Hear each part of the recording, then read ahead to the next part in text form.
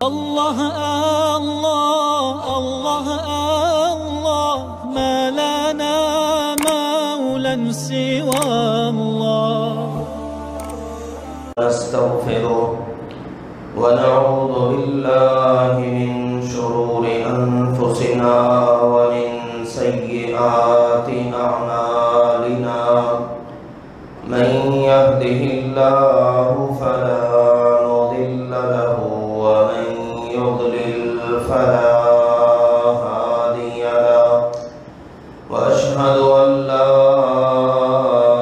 إله إلا الله وحده لا شريك له وأشهد أن محمدا عبده ورسوله أما بعد فإن خير الحديث كتاب الله وخير الهدي هدي محمد صلى الله عليه وسلم وشر الأمور محدثاتها وكل محدثة بدعة وكل بدعة ضلالة وكل ضلالة في النار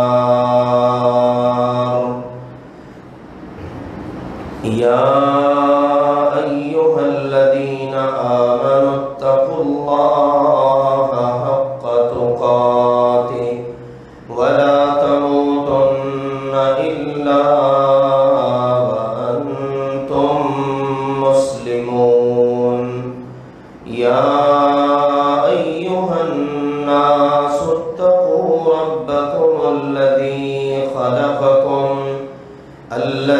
خلقكم من نفس واحدة وخلق منها زوجها وبث منهما رجالا كثيرا ونساء واتقوا الله الذي تساءلون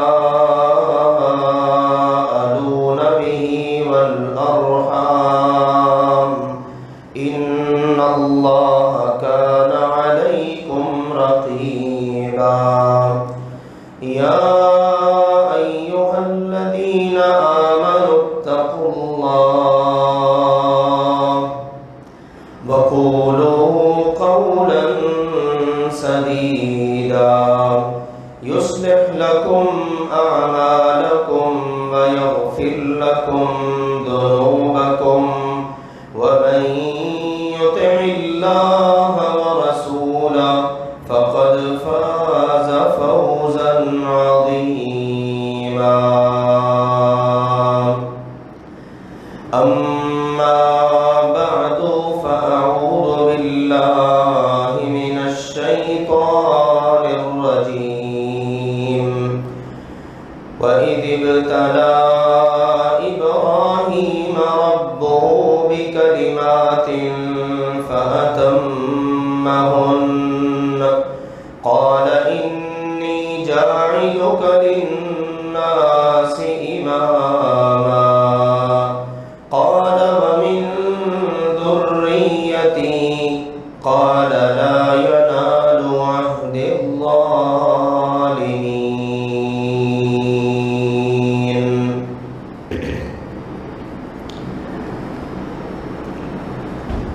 رمضان المبارک گزرنے کے بعد ایک مہینہ ہی گزرتا ہے شوال کا، تو اس کے بعد جو مہینہ شروع ہوتا ہے ذی قعد،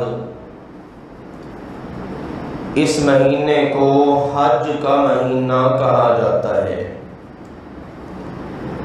اللہ تعالیٰ نے مسلمانوں کے لیے عبادات کا کتنا خوبصورت ایک شیڈول طے کر رکھا ہے کہ رمضان المبارک کا مہینہ گزاریں، اس کے بعد پھر شوال کا مہینہ ہے، شوال کا مہینہ، اس کے اندر بھی 6 روزوں کا اہتمام کہ جن میں اللہ تعالیٰ نے اتنا اجر رکھا کہ جو رمضان کے بعد 6 روزے یہ رکھے گا اس کے لیے سال بھر کے روزوں کا ثواب لکھ دیا جائے گا۔ پھر ذیقعد شروع ہو جاتا ہے، ذیقعد، ذی الحج، محرم، یہ دنیا بھر کے مسلمانوں کے لیے احترام والے، عزت والے مہینے ہیں جن کے بارے میں اللہ نے کہا فَلَا تَظْلِمُوا فِيهِنَّ أَنفُسَكُمْ، جہاں پر بہت سارے خوش نصیب اللہ کے گھر کی زیارت، حج اور عمرے کے مبارک سفر کے لیے اپنے گھروں سے رخصت ہوتے ہیں، پہنچتے ہیں اور اتنا بڑا رکن اسلام بجا لاتے ہیں، وہیں پر دنیا بھر میں بسنے والے مسلمانوں پیچھے تم نے بھی خیال کرنا ہے کہ تم نے اپنی جانوں پر ظلم نہیں کرنے۔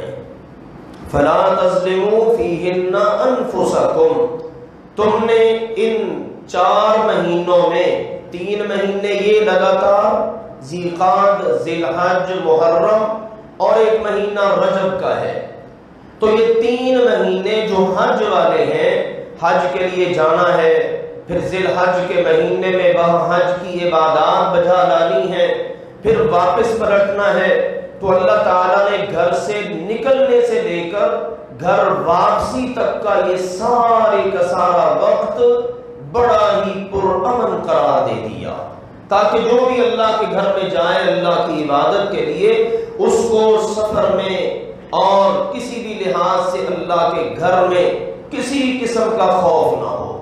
اور یہ عبادت جڑی ہوئی ہے اللہ کے ایک بہت عظیم المرتبہ پیغمبر، اللہ کے خلیل سیدنا ابراہیم علیہ السلام کے ساتھ۔ ابراہیم علیہ السلام کس طرح انہوں نے اپنے گھر کو اللہ کے لیے چھوڑا، اپنی قوم کی مخالفت مول لی، حاکم وقت نے ان کو نشان عبرت بنانے کے لیے آگ تک میں پھینکوا دیا۔ ابراہیم علیہ السلام کو ہجرتوں کی تکلیفیں اٹھانا پڑی، مکہ مکرمہ جو آج انتہائی آباد ہے، بالکل بے آب و گیاہ جگہ تھی، وہاں پر لا کر اپنی بیوی کو، اپنے بچے کو چھوڑ دینا، یہ بہت بڑی بڑی قربانیاں تھیں۔ اور ان پھر قربانیوں کا صلہ اور نتیجہ اللہ نے کیا دیا؟ اللہ نے کہا ابراہیم ہم نے آپ کے امتحان لیے ہیں، جو امتحان بھی لیا ہے آپ اس میں کامیاب ہوئے، اب سنیے آپ کو انعام دیا جاتا ہے۔ انعام کیا ہے؟ انی جاعلک للناس اماما، میں آپ کو سارے انسانوں کا امام بنانے والا ہوں۔ امامت، نبوت، رسالت، یہ ہے اللہ کا انعام۔ یہ دنیا کا ملنا، یہ حکومتیں، یہ سلطنتیں، یہ چودراہٹیں، یہ سرداریاں، یہ حکمرانیاں، یہ دولتیں، یہ اللہ کا انعام نہیں ہے۔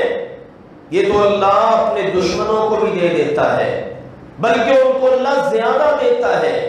اپنوں پر اللہ انعام کیا کرتا ہے؟ اللہ ان کو اپنے گھر کی خدمت کے لیے چن لیتا ہے۔ ابراہیم علیہ السلام اللہ انعام دے رہا ہے، اللہ نے یہ نہیں کہا میں آپ کو بہت بڑا حکمران بناتا ہوں، میں آپ کو بہت دولت سے نوازتا ہوں، نہیں، انی جاعلک للناس اماما، میں آپ کو امام بنانے والا ہوں تمام انسانوں کا۔ اور امامت کیسی؟ سبحان اللہ، اذان ہوتی ہے نماز کے لیے، ابراہیم علیہ السلام سے اللہ نے ایک نرالی اذان دلوائی جس کا ذکر سورۃ الحج میں ہے، وَأَذِّن فِي النَّاسِ بِالْحَجِّ، اے میرے ابراہیم دنیا میں صرف ایک اذان حج ہے اور وہ اذان حج آپ نے دینی ہے۔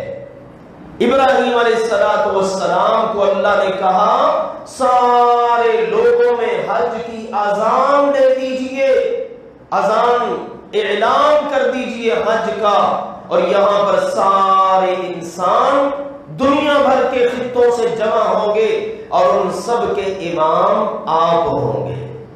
تو یہ عبادت حج والی سیدنا ابراہیم علیہ السلام کے ساتھ جڑی ہوئی ہے، اور انہی کے ذریعے اللہ نے سارے انسانوں کو، پہلے والوں کو بھی، اب بعد والوں کو بھی، اس امت کو، اس سے پہلے والی امتوں کو یہ بڑا خوبصورت تحفہ عطا کیا۔ تو ابراہیم علیہ السلام اللہ کے بڑے عظیم المرتبت پیغمبر ہیں، اتنے عظیم پیغمبر ہیں۔ انشاءاللہ اب خطبات میں ہم ان کا ذکر شروع کریں گے، ان کا عقیدہ کیا تھا، ان کا عمل کیا تھا، ان کی سیرت کیا ہے، لیکن آج اتنی بات ضرور نوٹ فرما لیجئے، ابراہیم علیہ السلام اتنے عظیم المرتبت پیغمبر کہ ان کے بعد جتنے بھی نبی اور رسول آئے نا، وہ سارے کے سارے انہی کی اولاد میں آئے۔ جتنے نبی رسول آئے سب کے سب انہی کی اولاد میں۔ پہلے ہوتا تھا کسی اور قبیلے میں، کسی اور خاندان میں، کسی اور قوم میں، لیکن سبحان اللہ ابراہیم علیہ السلام کو اللہ نے ایسی امامت عطا کی ہے، اسی لیے تو انہوں نے امامت ملتے ہی سوال کیا، قال ومن ذریتی، عرض کیا اللہ میں تو امام بن جاؤں گا، لیکن کب تک رہوں گا، آخر تو میں نے دنیا سے جانا ہے، تو کیا پیچھے میرے بعد جو میری اولاد ہوگی ان میں بھی امامت ایسے ہی چلتی رہے گی؟ اللہ نے اس وقت کہہ دیا ہے میرے نبی ابراہیم، لا ینال عہد الظالمین، تیری اولاد میں جو مشرک ہوگا نا اس کے ساتھ میرا یہ عہد پورا نہیں ہوگا۔ شرک کرنے والوں کے متعلق میرا یہ وعدہ نہیں ہے۔ ہاں جو ظلم نہیں ڈھائے گا، ظلم سے مراد شرک، جو شرک نہیں کرے گا اس کو میں امام بنا دوں گا، نبوت عطا کروں گا۔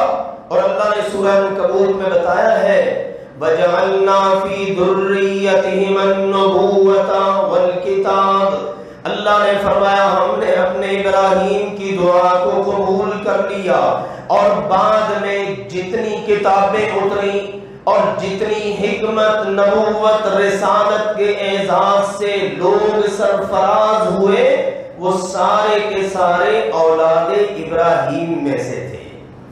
خود نبی اکرم صلی اللہ علیہ وآلہ وسلم وہ سیدنا اسماعیل بن ابراہیم علیہ السلام کی اولاد میں ہیں۔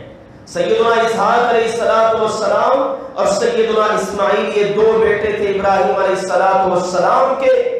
بنی اسرائیل کے جتنے رسول ہیں، نبی ہیں، سیدنا عیسیٰ علیہ السلام تک وہ سارے سیدنا اسحاق علیہ السلام کی اولاد میں سے آئے، اور سیدنا اسماعیل علیہ السلام کہ جن کی ایڑیاں لگنے سے، رگڑنے سے اللہ نے زمزم جاری کیا، کہ جن کی والدہ کی بھاگ دوڑ سے صفا مروہ کی سعی رکن حج اور عمرہ قرار پائی، وہ اسماعیل علیہ السلام ان کی اولاد میں ایک ہی پیغمبر آئے، اور وہ محمد مصطفیٰ صلی اللہ علیہ وآلہ وسلم آئے۔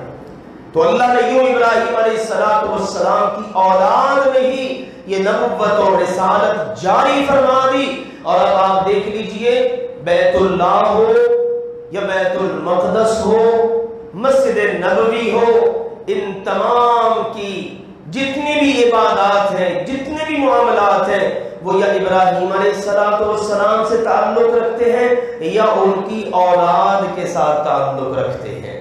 تو اللہ نے ابراہیم علیہ السلام کو اتنے بڑے اعزاز سے نوازا، اور امت کے لیے، اس امت کے لیے خاص طور پر اس بات کی تلقین فرما دی کہ بھئی تمہارے لیے جہاں پر رسول اللہ صلی اللہ علیہ وسلم بہترین نمونہ ہے نا، لَقَدْ كَانَ لَكُمْ فِي رَسُولِ اللَّهِ أُسْوَةٌ حَسَنَةٌ، مسلمانوں تمہارے لیے اللہ کے رسول محمد کریم صلی اللہ علیہ وسلم بہترین نمونہ ہے۔ وہیں پر سنو قد کانت لکم اسوۃ حسنۃ فی ابراہیم، تمہارے لیے اللہ کے خلیل ابراہیم علیہ السلام بھی بہترین نمونہ ہے۔ عقیدہ ان سے سیکھنا ہے، عمل ان سے سیکھنا ہے۔ زندگی میں امتحان آئے تو ان امتحانوں میں کیسے استقامت کے ساتھ کھڑے رہنا ہے، یہ تم نے ابراہیم علیہ السلام سے سیکھنا ہے۔ تو ابراہیم علیہ السلام ایسے عظیم المرتبت پیغمبر ہیں۔ اللہ ذوالجلال والاکرام ہمیں ان کی سیرت کو کما حق کو سمجھنے کی بھی توفیق عطا فرمائے، اور ان کی دی ہوئی اذان پر جو لبیک کہا گیا، اللہ ذوالجلال والاکرام نے ان لوگوں کو ضرور اپنے گھروں کی سعادتیں عطا کی ہیں، کر رہا ہے اور کرے گا اللہ تعالیٰ، کیونکہ اللہ کے نبی نے بتا دیا ابراہیم علیہ السلام نے جب اذان دی حج کی، جس نے لبیک کہا ہے وہ اس کو اللہ ذوالجلال والاکرام اپنے گھر کی حاضری ضرور نصیب فرمائے گا۔ اللہ تعالیٰ ہم سب کے نصیب میں فرمائے۔ وآخر دعوانا ان الحمد للہ رب العالمین۔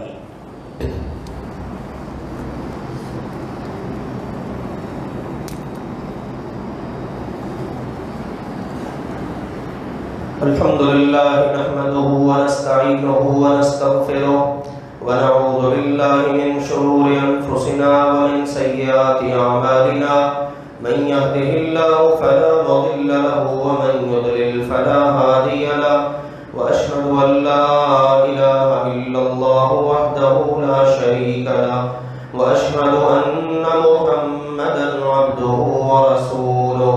أما بعد فإن خير الحديث كتاب الله، وخير الهدي هدي محمد صلى الله عليه وسلم، وشر الأمور محدثاتها، وكل محدثة بدعة، وكل بدعة ضلالة، وكل ضلالة في النار۔ أما بعد،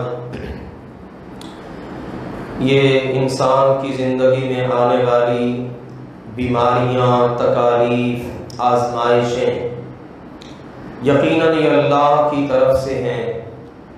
اللہ تعالیٰ اپنے بندوں کے گناہوں پر ان کی پکڑ کرتا ہے، سرزنش فرماتا ہے۔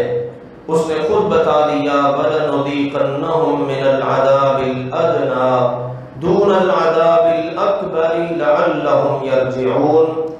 ہم لوگوں کو دنیا کی زندگی میں چھوٹے چھوٹے عذابوں کے مزے چکھائیں گے تاکہ قیامت کے بڑے دن والے عذاب سے یہ بچ جائیں۔ اور دنیا میں یہ مزے چکھانے کا مقصد کیا ہے؟ تاکہ یہ پلٹ آئیں۔ تو میرے پیارے بھائیوں، محترم بزرگوں، اس وقت خاص طور پر ہمارے ملک کو جس وبا نے اپنی لپیٹ میں لیا ہوا ہے، اس میں یقیناً ہماری بے احتیاطیاں بھی بہت ہیں۔ جب بتایا جاتا ہے احتیاط کریں، الوقایۃ خیر من العلاج، کیونکہ احتیاط علاج سے بہتر ہے، تو ہماری قوم بہت ساری باتوں کا بلا وجہ کا مذاق بنا لیتی ہے۔ اب یہ جو کرونا وائرس ہے، اس کے بارے میں کتنے نظریات ہمارے معاشرے میں پائے جا رہے ہیں۔ بہت سارے لوگ اس کو ڈرامہ سمجھ رہے ہیں، بہت سارے لوگ اس کا مذاق اڑا رہے ہیں، بہت سارے لوگ بہت زیادہ خوف زدہ ہوئے پڑے ہیں۔ تو کہنے کا مقصد میرے پیارے بھائیوں یہ ہے، یہ اللہ تعالیٰ کے عذاب ہیں، یہ اللہ کی طرف سے آنے والی آزمائش ہے۔ اللہ اس کے لیے جس کو چاہے استعمال کر لے۔ چلو اگر لوگ کہتے ہیں یہ امریکہ کی سازش ہے، فلاں کی سازش ہے، تو یہ اگر ان کی سازش ہے تو ان کو اس سازش کے لیے استعمال کس نے کیا ہے؟ اللہ نے۔ اللہ مزہ چکھا رہا ہے، اللہ سبق سکھا رہا ہے۔ اب جن کو تو پالا پڑ رہا ہے نا، ان کے نزدیک اس سے ایسی بیماری ہی کوئی نہیں ہے۔ اور حقائق ہمارے سامنے، اس چھوٹے سے وائرس نے جس کو ہم نے مذاق سمجھ رکھا تھا، اس نے بالکل نظام تہو بھالا کر کے رکھ دیا ہے۔ صبح کے وقت بندہ بیمار ہوتا ہے، تشخیص ہوتی ہے اس کو کرونا ہو گیا ہے، اور اچھا بھلا ضروری نہیں ہسپتالوں میں مختلف آراء ہیں، ہم اس طرف جاتے نہیں ہیں کہ ہسپتال میں جا کے بندے کی موت واقع ہونی ہے۔ کتنے ایسے لوگ ہیں جو بیچارے گھروں کے اندر ہی اس وائرس کی وجہ سے موت کا شکار ہو چکے ہیں۔ لہذا آئیے ان باتوں کو مذاق بنانے کی بجائے، ان کو سیریس نہ لینے کی بجائے اللہ تعالیٰ کی طرف توجہ کریں۔ آئے روز ہمارے دائیں بائیں موت کا رقص اس صورت کے اندر جاری ہے، تو اللہ کی طرف رجوع کرنا۔ سب سے بہترین چیز، یونس علیہ السلام بہت بڑے غم میں پھنس گئے، مچھلی کے پیٹ والی جیل میں گرفتار ہو گئے۔ اب وہاں پر اللہ نے کہا وہ پڑھتے رہے لا الہ الا انت سبحانک انی کنت من الظالمین۔ یہ پڑھتے رہے، اللہ تو پاک ہے، قصوروار میں ہوں، اللہ تو پاک ہے، تیرے علاوہ کوئی میرا معبود ہی نہیں۔ اپنی تقصیر کا اظہار، یعنی اپنے آپ کو چھوٹا کرنا، کم تر سمجھنا، اللہ کی بڑائی کا ذکر۔ اللہ نے کہا میرے یونس نے مچھلی کے پیٹ میں میری تسبیح کی ہے نا، تو میں نے نجیناہ من الغم، میں نے اس کو غم سے نجات دے دی۔ سنو، جو یہ وظیفہ کرے گا کذالک ننجی المؤمنین، ہم مومنوں کو اسی طرح نجات دیں گے۔ ایک بات کہی سورہ صافات میں فلولا انہ کان من المسبحین، اگر میرا یونس مچھلی کے پیٹ میں میری تسبیحات یوں بیان نہ کرتا لنبث فی بطنہ الی یوم یبعثون، تو اللہ نے کہا قیامت کے دن تک وہ مچھلی کے پیٹ میں ہی پڑا رہتا۔ کیا سبق مل رہا ہے؟ اگر ہم نے بھی سچی توبہ نہ کی تو اللہ اس کو بڑھا سکتا ہے، لمبا کر سکتا ہے، طول دے سکتا ہے۔ لہذا اگر بچنا چاہتے ہیں، عافیت چاہتے ہیں، تو اللہ کی طرف توبہ کریں۔ اس آیت کریمہ کا بکثرت ذکر کرنے کا اہتمام کریں۔ ہمارے سلف صالحین میں اللہ اکبر، محدث زمان کچھ عرصہ پہلے محدث گوندلوی رحمت اللہ علیہ، ان کی سیرت میں یہ بات ملتے، بیمار پڑ گئے، بڑے شدید بیمار۔ انہوں نے جامعہ محمدیہ ادارہ ہے گجرانوالہ میں، وہاں مدرسے کے طالب علموں کے نام پیغام بھیجا کہ تمہارے استاد صاحب بڑے شدید بیمار ہیں، تم سارے کے سارے لا الہ الا انت سبحانک انی کنت من الظالمین اس کو بکثرت پڑھو۔ بکثرت پڑھا گیا، شاگردوں نے پڑھا، اللہ نے کرم کر کے استاد کو صحت عطا فرما دی۔ تو کیا معلوم ہوا کہ جب قوم کے لوگ یوں اللہ کی طرف رجوع کریں تو اللہ تعالیٰ یہ حالات بدلتا ہے۔ میرے عزیزوں، اب تو گھر گھر بیماری ہے، تکالیف ہیں، ہر شخص تقریباً بیمار ہوا پڑا، الا من رحم ربی، اللہ تعالیٰ سب بیماروں کو اپنی رحمت سے شفا عطا فرمائے، اور جو عافیت میں ہے اللہ سب کو محفوظ رکھے، اور جو بیچارے اس بیماری کا شکار ہو کر دنیا سے جا چکے ہیں اللہ ان پر اپنی کرونا رحمت نازل فرمائے۔ ابھی چند دنوں کے اندر ہی ہماری جماعت کے بڑے عظیم بزرگ وہ دنیا سے چلے گئے۔ استاد حافظ عبدالحمید اظہر صاحب گجرانوالہ سے، عبدالرشید راشد ہزاروی صاحب اوکاڑا سے، ہماری محفل کی جو روح رواں اور جان ہوا کرتے تھے قاری یحییٰ رسول نگری صاحب کے پورے ملک کے اندر ان کی خدمات ہیں، حتیٰ کہ امام کعبہ تک ان کے شاگرد ہیں، وہ ہمارے بزرگ بھی یہ صاحبال والے وفات پا گئے۔ شیخ حافظ ثناء اللہ خان صاحب پوچھ روڈ والے، یہ ابھی پرسوں عبدالرحمن لدھیانوی صاحب ناظم امتحانات وفاق المدارس السلفیہ انعام الحق صاحب، اسی طرح محترم مولانا امیر حمزہ صاحب کے سسر رحمت اللہ ربانی صاحب کل وفات پائی ہے انہوں نے، مفتی عبدالحنان صاحب کے عزیز مولانا عبدالسلام صاحب وہ بھی کل وفات پا گئے۔ کس طرح سے بڑے بڑے علماء رخصت ہوئے، اللہ تعالیٰ ان سب پر اپنی بے شمار رحمت نازل فرمائے، ان کی قبروں کو اللہ جنت کے باغ بنائے۔ تو میرے عزیزوں، اس معاملے میں تو ہمیں اس بات کی طرف توجہ کی ضرورت ہے، یقیناً نیک ہستیوں کے لیے دعائیں کرنا اپنے لیے بھی بخشش کا سامان کرنے کا ایک ذریعہ ہے۔ ہمیں بھی چونکہ ان کے جنازوں میں شرکت کا موقع نہیں ملا تو ابھی انشاءاللہ نماز جمعہ کے بعد ہم اجتماعی نماز جنازہ ادا کریں گے تاکہ سب بزرگوں کے لیے بخشش کی دعا ہو جائے۔ آخری بات دیکھو، تلک الایام نداولها بین الناس، یہ دن ہے اللہ انہیں دنیا میں پلٹتا رہتا ہے۔ امریکہ کے جس کا غرور دنیا کے اندر سب کو پتا تھا، اور دیکھو توتی بولتا تھا، اس کی قیمت کتنی ہے؟ صرف $20۔ امریکہ کی قیمت کتنی ہے؟ صرف $20۔ دنیا بھر سے اس نے جناب کس طرح بدمعاشیاں کر کر کے جنگیں لے کر اربوں کی دولت لوٹی، مسلمانوں پر ظلم اٹھائے، اور اپنی اوقات کیا ہے؟ صرف $20۔ یہ جو سانحات شروع ہوئے اس کی بیک پہ کیا ہے؟ ایک آدمی آتا ہے سیاہ فام، فلویڈ نام ہے غالباً اس کا، دکان سے سودا لینے کے لیے امریکہ میں، آگے وہ ایک فلسطینی ہے ابو دنیات نام کا، اس نے وہ $20 لیے اور اس نے کہا یہ نوٹ لگتا ہے جعلی ہے۔ اس نے پولیس کو کال کی، پولیس آ گئی، اس نے اس کالے کو، سیاہ فام کو، امریکی کو پکڑ لیا اور اس پر ظلم ڈھانا شروع کر دیا، اس کی گردن پر اپنا پاؤں رکھا، وہ یہ کہتا رہا میری سانسیں رک رہی ہیں، میں مر رہا ہوں۔ انہوں نے پرواہ نہ کی، آخر اس کی موت واقع ہو گئی۔ یہ واقعہ، یہ جناب امریکہ کے اندر اس وقت جو آگ لگی ہوئی ہے اور وہ بڑھتی چلی جا رہی ہے، ان فسادات کا ایک ذریعہ بن گیا۔ تو امریکہ کی اوقات کیا ہے؟ صرف $20۔ $20 کی وجہ سے پورا امریکہ کو اس آگ نے اپنی لپیٹ میں لے لیا۔ اور وہاں پر آوازیں پتہ کیا آ رہی ہیں؟ لوگوں نے بینر اٹھا رکھے، وہ کہتے ہیں ہم عرب نہیں ہیں کہ تم جیسے مرضی ظلم ڈھاؤ گے ہم چپ رہیں گے، ہم جناب یہاں پر ہونے والا ایک آدمی کا یہ ناجائز قتل، اور آپ دیکھ لو اس نے امریکی حکومت کی چولہے ہلا کے رکھ دی ہیں۔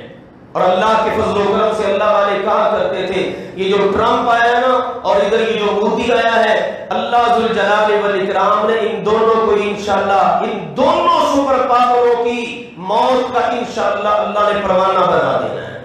اور آپ دیکھ لو ادھر لداخ میں مار پڑ رہی ہے، اور کون مار رہے ہیں؟ چائنی فوجی۔ وہ کسی نے بڑا خوبصورت لکھا، اس نے کہا شکر کرو انڈیا کے لوگوں، ابھی یہ فوجی چائنی ہیں، اصلی نہیں ہے، یعنی چائنی فوجیوں نے مار کر تمہارا بھرکس نکال دیا بدبختوں۔ اور الحمدللہ انڈیا جو اس خطے کی سپر پاور بننے کے خواب دیکھ رہا تھا، اس کو اس کی اوقات یاد دلا دی گئی ہے۔ یہ ہے اللہ ذوالجلال والاکرام کے کام۔ ادھر سے دیکھ کے تحریکیں اٹھ رہی ہیں، وہ لوگ اٹھ رہے ہیں جو بالکل دبے ہوئے تھے۔ انشاءاللہ العزیز یہ جتنے بڑے بڑے فرعون انہوں نے مسلمانوں پر ظلم اٹھائے، اب اللہ ذوالجلال والاکرام نے الٹی گنتی شروع کر دی ہے۔ کشمیر، فلسطین، افغانستان، شام، برما، ان پورے خطوں میں ہونے والے ظلم کا اب امریکہ بھی بدلہ دے رہا ہے، انڈیا بھی انشاءاللہ دے رہا ہے۔ اللہ کے فضل و کرم سے اللہ ذوالجلال والاکرام ان سپر پاوروں کا زوال جلد ہمیں ہماری آنکھوں دیکھنا نصیب فرمائے۔ اللہ نے کہا ان فرعون علا فی الارض، فرعون زمین میں بڑا بنا ہوا تھا، ہم نے چاہا کہ کمزوروں کو ذرا اوپر لا کے دکھائیں۔ دیکھ لو اللہ کیسے اوپر لا رہا ہے۔ اس کے ساتھ یہ ایک اور واقعہ جو بڑا شرمناک اور بڑا غلیظ ترین ہوا ہے، امت کے خلیفہ خامس سیدنا عمر بن عبدالعزیز رحمہ اللہ تعالی، جن کے اس امت پر بڑے احسانات ہیں، وہ شہزادہ تھا، لیکن آج دیکھ لو اس امت کے یہودیوں نے آج ان کی قبر کشائی کر کے اور ان کی اہلیہ سیدہ فاطمہ رحمہ اللہ تعالی ان کی قبر کو کھول کر اس میں سے باقیات نکال کر ان کے ساتھ اپنے گندی ذہنیت اور سوچ کا اظہار کیا ہے۔ دیکھ لیجیے حالت، یہ بدبخت رافضی، یہ ملعون لوگ، ان کو اللہ ذوالجلال والاکرام کے نیک لوگ اتنی مدتوں بعد بھی برداشت نہیں۔ عمر نام ہی ان کے لیے اتنے خوف کی علامت بنا ہوا ہے۔ ظالموں عمر بن عبدالعزیز رحمہ اللہ تعالیٰ کے تو بنو امیہ بنو عباس پر بڑے احسانات ہیں۔ تم نے کبھی تاریخ کو پڑھا ہو تو تمہیں اندازہ ہو سکے، آج تم صدیوں بعد ان کی قبر کھود کر معاذ اللہ اس میں سے باقیات نکال کر قبروں کو آگ لگا کر کیا پیغام دینا چاہتے ہو؟ یاد رکھیے کہ جب حجاج بن یوسف نے ظلم ڈھائے تھے بڑے اور بڑے بڑے نامی گرامی صحابہ کرام کی لاشوں کو وہ جناب سولیوں پہ لٹکا دیا، ایک بوڑھی عورت اس وقت لائی گئی، حجاج نے کہا اس کو لاؤ، میں اس کے بیٹے کا انجام اس کو دکھانا چاہتا ہوں۔ وہ تھی سیدہ اسماء رضی اللہ عنہا، سیدہ عائشہ کی ہمشیرہ، سیدنا ابو بکر کی بیٹی، بزرگ تھی، چلا نہیں جا رہا، بڑھاپے میں آ کے اپنے بیٹے کو لاش لٹکی ہوئی دیکھی تو کہا بیٹا کوئی بات نہیں، बकरी को तकलीफ उस वक्त तक ही होती है जब तक वो ज़बह ना हो जाए। जब वो ज़बह हो जाए, उसके जिस्म में से रूह निकल जाए, फिर उसके जिस्म के साथ जो मर्जी होता रहे, उसको कोई परवाह नहीं है। इन मुबारक हस्तियों को अल्लाह ने अपनी जन्नतों में बुलंद मकाम दे दिया है। अब अगर पीछे से तुम उनकी बातियात, उनके वजूद के साथ इस तरह का गंदा रवैया इख्तियार करोगे तो इससे उनका कुछ नहीं जाता, बेड़ा गर्क तुम्हारा अपना ही होता है। अल्लाह इन शरीरों के शर से उम्मत की तमाम बाकियात की हिफाजत फरमाए। अल्लाह ताला उम्मत के सरखेल लोग जो अजीमुल मर्तबत और मोहसिन लोग हैं, अल्लाह ताला उनकी कब्रों की, उनके वजूद की हिफाजत फरमाए। देखो, अगर सुन्नत पर अमल करते हुए सऊदिया मिज़ारों को गिरा देता है, पूरी दुनिया में तूफान खड़ा हो जाता है। ये राफजी बदबख्त, ये मलऊन लोग अगर अजीमुल मर्तबत हस्तियों की कब्र कुशाई करके उसमें से बाकियात निकाल कर फिर उनको बाकायदा आग लगा दे, दुनिया में कोई बोलता ही नहीं है, कोई नाम नहीं लेता। ये हालत हुई पड़ी है। तो अल्लाह के फज़ल व करम से हम इस वाक़या की तरदीद करते हैं, मुज़म्मत करते हैं और ऐसे लोगों को पैगाम देते हैं, होश के नाखून लें। तुम्हारे इस किस्म के रवैयों से उन अजीमुल मर्तबत हस्तियों का कुछ नहीं जाता, उनका कुछ नहीं बिगड़ता। वो तो अल्लाह के फज़ल व करम से बुलंद मकाम पर है, लेकिन तुम्हारी पिक्चर लोगों के सामने वाज़ेह हो जाती है कि तुम किस किस्म के लोग हो। अल्लाह ज़ुल जलाल वल इकराम अपनी रहमत फरमाए, उम्मत के हाल पर अपना रहम फरमाए। व आखिरु दअवाना अनिल हम्दुलिल्लाहि रब्बिल आलमीन।